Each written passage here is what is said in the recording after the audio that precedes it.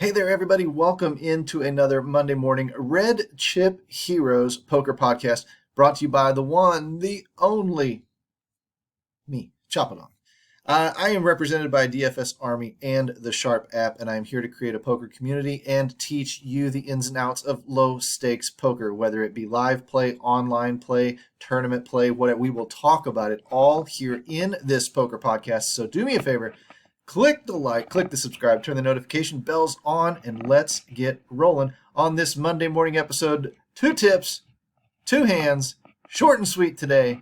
Don't even probably need to take notes, but there are a couple of things here that you really need to learn if you want to beat low stakes poker. So without further ado, let's dive in. Don't forget to join our Discord down there in the description, and we are off and running on Monday morning. Tip number 1. Don't bluff low stakes recreational players. Now, I'm here to tell you, it happens.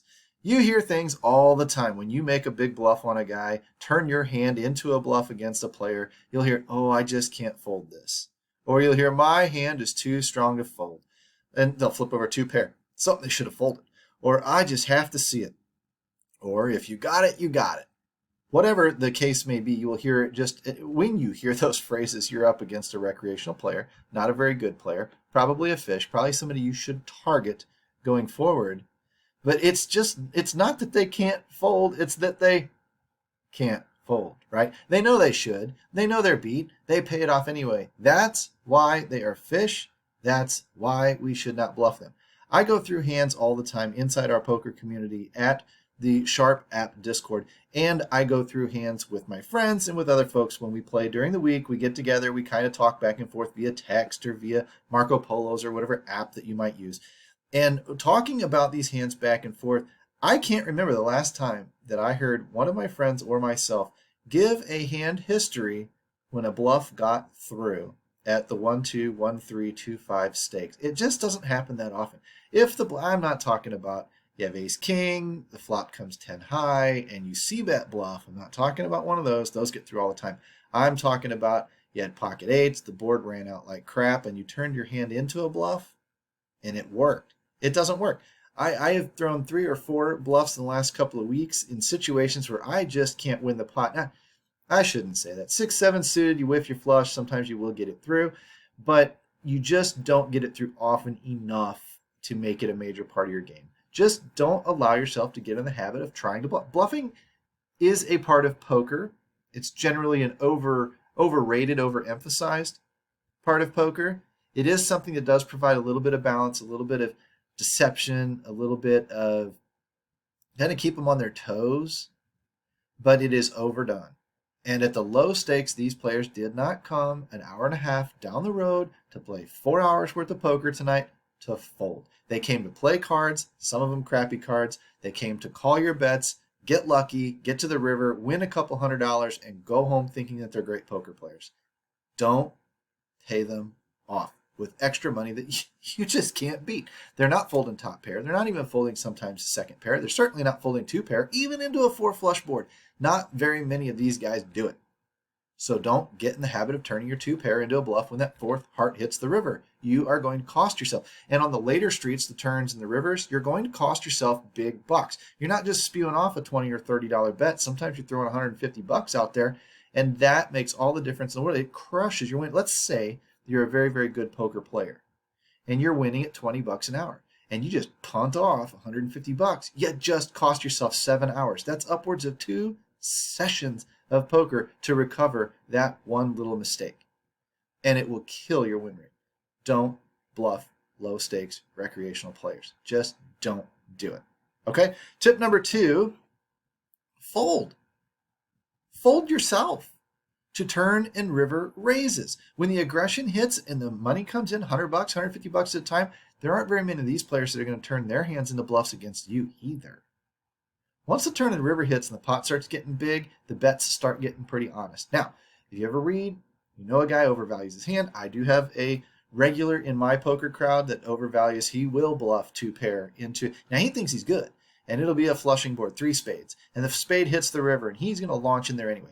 I've seen him bet, check the flop, 10 high flop, and I've seen him check pocket kings behind, and then when the ace hits the river and it checks to him, he bets it, and bets it big. Just has to find out where he's at. Just has to find out if you have the ace. You'll call if you have the ace. You'll fold it. The guy doesn't get it. The guy is only getting called by hands that have him beat, and he's getting every hand that he has beat to fold. He's backwards, and he overvalues it. There are some of these good, but generally speaking, those are a rare bird. Generally speaking, when the check raise on the turn hits, get out of there. Unless you're nutted, get out of there, because he is. He is on the nuts or very close to it. Or the river raise. The river raise, I bet into you, boom, you raise. Or you check, I bet, and then you check raise me. That's brutal. Those river raises are very nutted at the low stakes. These guys just don't turn their hands into bluffs. They have to cost themselves $200 or so to do it. They're not throwing $200 out all willy-nilly. They're trying to get to cheap showdowns. They're only betting when they really are sure about their hand. And on the river, when there's no more card to come to bail them out, they aren't bluffing. They're just not. So we have to understand the first thing you need, the first red flag that goes into your head when that guy raises you on the river, you throw out $25. He raises you to 100. You need to look at the board and go, what are the nuts? Did 6-8 just get there with a straight? Did it just hit the gut shot? He's probably got it. Could a set, three of a kind, been kind of playing me slow? Maybe. Your ace king is toast, and they know it, and they're just trying to get paid. But the problem is they do it in such an obvious way, and they never balance out their range. They never do it with missed bluffs. Therefore, they're not bluffing themselves. You can almost always fold. If the two tips I'm telling you, do not bluff into recreational players and fold when they raise your turn and river bets. You do those two things. I'm not kidding you. You're going to be wrong some. You will. That's just going to be the case. But you will become a profitable player instantly by just doing those two things. That's why I share those tips with you. The third tip, bonus tip, if you will, might be kind of going for a little bit of thinner value in spots where you're not comfortable. You're betting into your hand, you get to the river, you get a little scared, this guy's staying with me. Well, if he hasn't raised you yet, hasn't announced his strength of his hand to you yet, go ahead, bet that river. Bet that river. Bet it small. Learn to take the line of bet, fold. If I bet and then he raises me, I'm out. I'm done. I don't care if I bet 25 and he raises me to 50. I'm out. I don't care what the price is. I'm getting 10 to 1 on my money. I don't care. I'm still folding. I'm betting for very thin value because I have a very marginal hand. Let's say I have, queen 10 and the board comes queen 8, 7, 3, jack.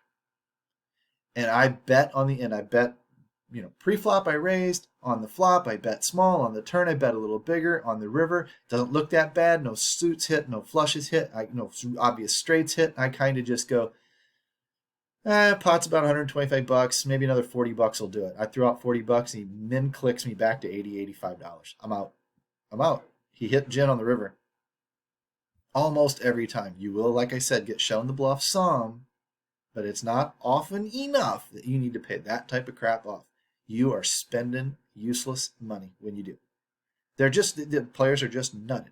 Even if they overvalue the two, they're just not bluffing enough to call. And no low stakes player that I know of bluffs often enough to balance his range that when the big bets go in, that he might be bluffing. When you face that type of aggression, reverse engineer the pot. What are the nuts? How far down the list do I go for my hand? Get out. Just get out. You could almost even fold the second nuts there and be just fine. You will make plenty of money through the low stakes that you don't need to worry about these typical spots to make your money. Don't worry about it. Save that $30 instead of compounding it into $200 because it's very, very easy to make up the $30 on the flop. It is not easy to make up the $200 on the river. If you get those two concepts in your head, you're automatically a way better player than most of your player pool, I guarantee it. Let's talk about a couple of hands. Calling rivers. Now, there is one spot where I will advocate calling a river bet. Smaller pots, weaker hands type of thing. Here is a hand that I played myself last week. I don't know the villains. I have no idea who these guys are. I was at a new casino. It's not my regular casino. It is a more passive, a little bit tighter, less action-y casino. So I know at least that much going in. And I'm in the big blind, and the hijack opens the pot to $10 for a raise. Now, in my normal casino, 15 and even 20 to $22 pre-flop does not work. You're going 3, 4, 5 ways. Here, $10 does work. I've even had as low as $8 myself, so it is a tighter casino for sure. Hijack raises to $10. The button calls. I'm in the big blind. Heroes in the big blind with 8, 9 of spades. Now, sometimes you can 3-bet that, but this isn't the crowd to do that with. It's a more passive casino. I don't have a lot of fold equity, and I'm not going to take the pot down right there, and then I'm going to be forced to play out of position against 2 people that I don't really know that well with a middling suited connector that needs to flop really, really well, or I just can't really do much with it. It doesn't make a lot of sense for me to bet this up to 40 to $50. I'm not going to win the pot right away, and then I'm going to have to play a bloated pot out of position multi-way, and I'm going to have to hit a flop, or I'm just not going to get them off of their hands. Okay, so I elected to just call. Let's see what happens. $30 flop, 3, 6, 7, rainbow, and it goes check, check, check. Okay, interesting with 8, 9 suited. You'd think that I'd bet my draw there, but again, I'm not going to get much through, and I'm going to get called by pocket 10s, pocket jacks, all this kind of crap. If I check it to the guy, I might be able to think about a check raise of some sort, but it didn't work because it checked through. $30 turn. Ace of spades. Oh, surely somebody will rep that. Should I? No, because an ace is a very large part of their range. So I'll check, see what happens. Ace of spades denotes that it does give me the flush draw, but it checks through again. Huh. Now nobody has crap. Nobody has crap. I don't have anything either. I got 8 or 9 high. I probably could bluff this river. It might, but again, we're not bluffing into recreationals. We're not bluffing into low equity situations. It's not something that we want to do, but it definitely crosses our minds. We just have to holster our weapon. $30 river, 8x. Oh, looky there. I just rivered second pair. Crappy kicker, second pair. Second pair is ahead of bluffs. So a lot of people will reflexively just bet out here. Ooh, $15, got to get paid. But what is calling you? Pocket 10s, an ace. I mean, the 6 is folding, the 7 is folding, right? They're all getting out of the way. You might even get bluffed. Now, like I said, it's not common, but you might even get bluffed by a crazy player who thinks you're full of shit and throws $100 at you or something. And now you can't call that with the 8, with the 9 kicker. So it's just not a good situation for you. Just check. Just check. All of a sudden, the pre-flop raise of hijack does bet. He throws $15 out there. Actually, I think it was 25. But he throws out the bet. You just, oh boy. This is one of those spots that I'm going to call. Okay, the button gets out of the way and folds. And hero just snap calls this thing. Why? That river probably didn't help you. You would have been betting something beforehand. The river helped me, and it's just enough to be a bluff catcher. If you can beat the river, oftentimes you can call. Okay? So I make a call. He says, so king high, and he folds. And yeah, I snapped off a small bluff here at 1-2 in a podcast where we're talking about not bluffing, but this is one of the exceptions to the rule, in my opinion. No reason to 3-bet that passive pre-flop casino. Checking the river allows king high to bluff at it, thinking no one else has anything either because it checked 3 streets. We sort of trapped him, caught an extra $25 out of it. When you can beat the river, it's okay to go ahead and call. Example, ace, 9-8, queen 5. If nobody's showing anything and all of a sudden some guy comes to life on the river and bets the 5, if you can beat the 5, if you've got the 8, if you've got the 9, you could probably call it because he's either betting the 5 or he's bluffing. 8-8, queen, ace, 7. If you can beat the 7, call the bet. Now, I'm not talking about he raised pre-flop, he bet flop, he bet turn, and now all of a sudden he bets the river too. No, he's got the 7 crushed. I'm talking about when it goes check, check, check, check, check, check, bet. Look at that river card. That's 7. If you've got the 7, call. If you've got pocket 9s, call. Because he doesn't have pocket 9s. He doesn't have an 8. He wouldn't have checked 2 streets. He doesn't have a queen. He wouldn't have checked a turn. He doesn't have an ace. He wouldn't have checked the turn there either. So, call it off. Call it off. You'll probably snap off something really stupid like 9-10 or king jack or 2 spades or whatever. They would have bet the queen and the ace beforehand. Okay? Hand number 2. Hijack straddle turns into a bluff. Now I love this hand for one reason and one reason only, and it's the raise on the turn. Okay? Now, it shows why we should not be bluffing low stakes recreationals. They want to fold, but they can't. Their hand is too strong. I have to see it. I have to see it. Blah, blah, blah. This is actually on another level, this hand, but it is just not something we should be doing at 1-2. Okay, the hero in this hand, this is submitted to me, by the way, but the hero in this hand, wandering around a casino for a half hour, maybe went and ate dinner, came back, sat down, decided to straddle from the hijack instead of just posting the dead blind or whatever, wants to get back in the action, throws out $6 at a 1-3 no limit table, and we're off and running, right? If you understand the straddle situation, he's the last one to act pre-flop. Cutoff starts, cutoff calls to $6. It's a pretty weak move, man, usually. Button raises to 25. That's fine, standard. Folds all the way around to hero in the hijack, who calls the 25 with ace-8 offsuit. I should have listed that in this hand history. Ace-8 offsuit. Ace of clubs, by the way. Ace-8 offsuit. And the cutoff calls. And I know we're in a straddle. I know we can represent just about anything. But we just called a $25 bet. And we're ace-8 offsuit with 2 recreational players acting after us. We're out of position of both of them. This is not a good spot to be in. This is not a good start to this hand. We should have just folded. $75 on the flop. Ace, queen, 9, 2 clubs. Queen and 9 of clubs. Oh boy. Now what?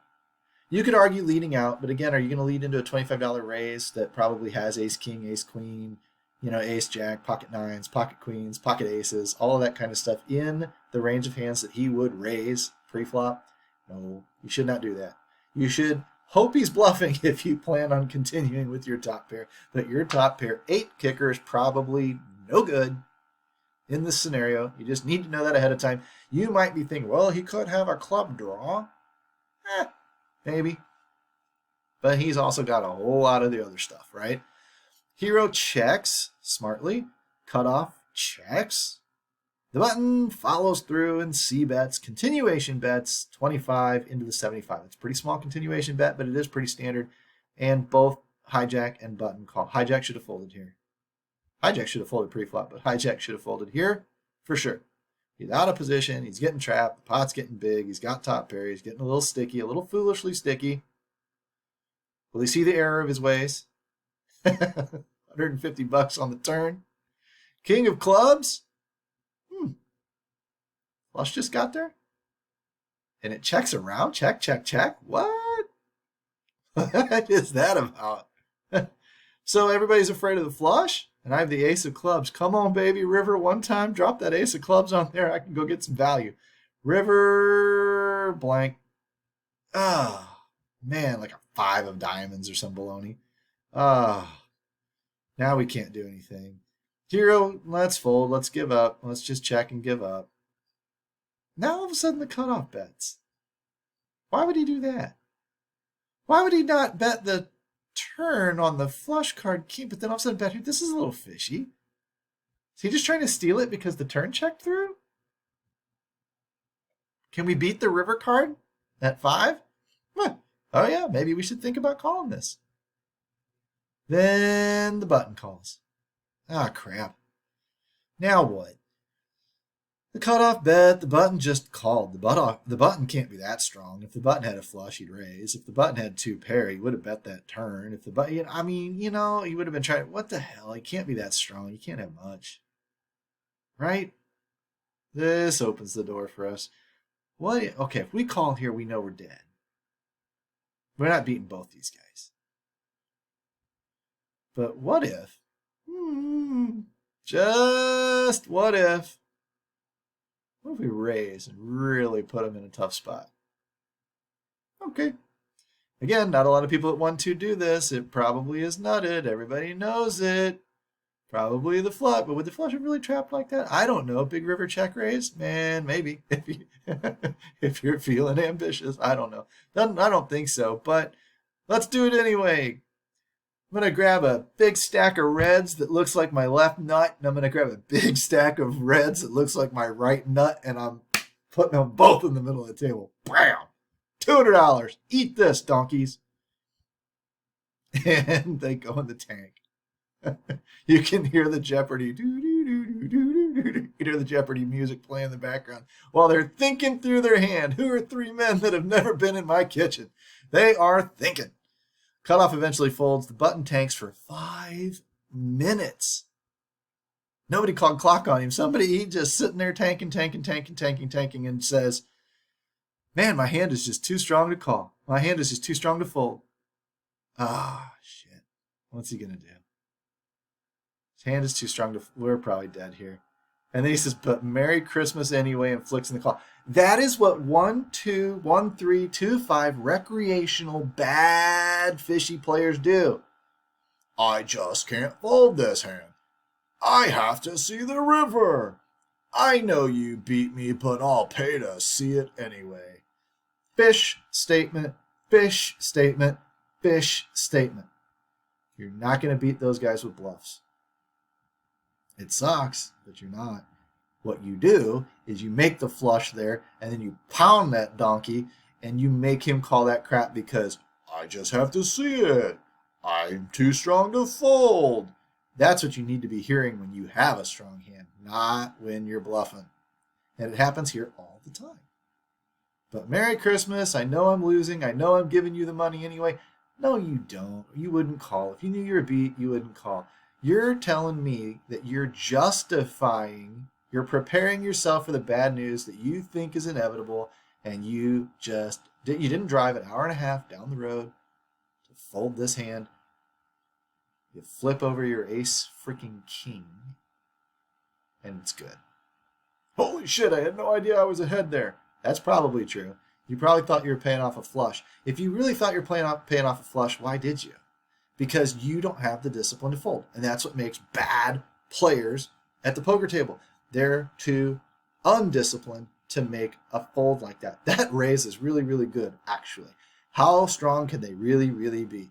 Neither one of them want to put a lot of money in this pot, or they would be shoveling money into the pot. So a big stomp on your balls raise coming in should get the job done. And at a $1, $3 no limit table, it still doesn't work.